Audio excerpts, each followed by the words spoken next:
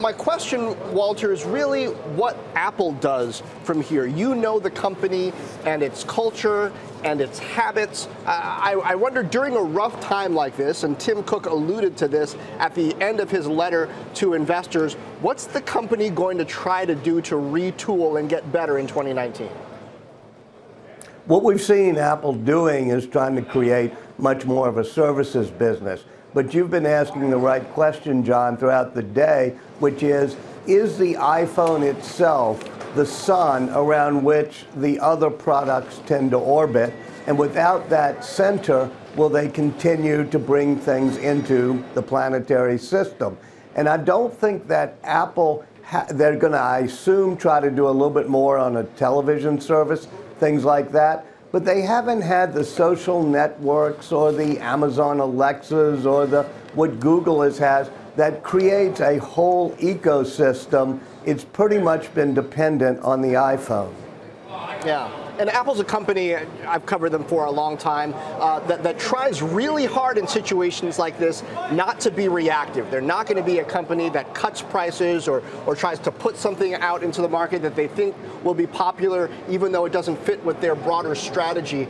What do you expect them to do as far as reconsidering their portfolio of products, reconsidering their marketing approach, maybe based on what they did during other downturns 10 years ago, 15 plus years ago? You're right that Apple has always had a steady hand, and Tim Cook is a steady hand. The real existential danger for Apple is if things like the iPhone start to become commodities. In other words, there's not some shine or polish on the Apple that make people pay premiums for an Apple product. So I think the main thing one would have to do is avoid becoming a commodity. People for the past few months keep saying, well, the product line is stale.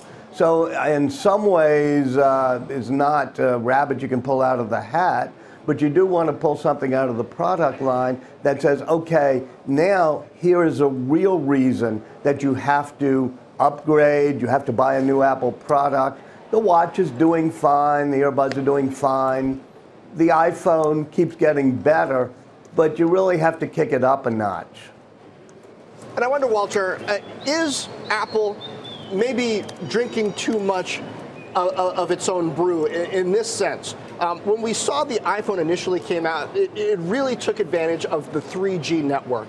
That's part of the reason why carriers wanted to subsidize it, to sell the network. We saw the same thing with 4G. Now we've got 5G on the horizon. We're going to hear this year and lots of handset makers coming out with 5G phones right at the time when Apple's in this battle with Qualcomm, which is a major supplier of 5G components.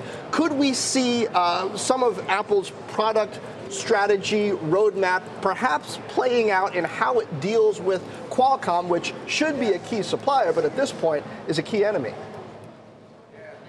Yeah, definitely. I mean, you can see solutions to the Qualcomm problem. It's basically a battle over intellectual property. However, I think that you need to look at a larger thing, which is how do you create products that can't be commoditized, where lower cost producers can produce things, because we are entering into a global economy, I think, in which people are not going to be quite as willing to pay premium prices. That was a large message about China this week, or yesterday, which was, it's not just about Apple, but there's been a 33% increase in Chinese consumers who ended the year way up in credit card debt.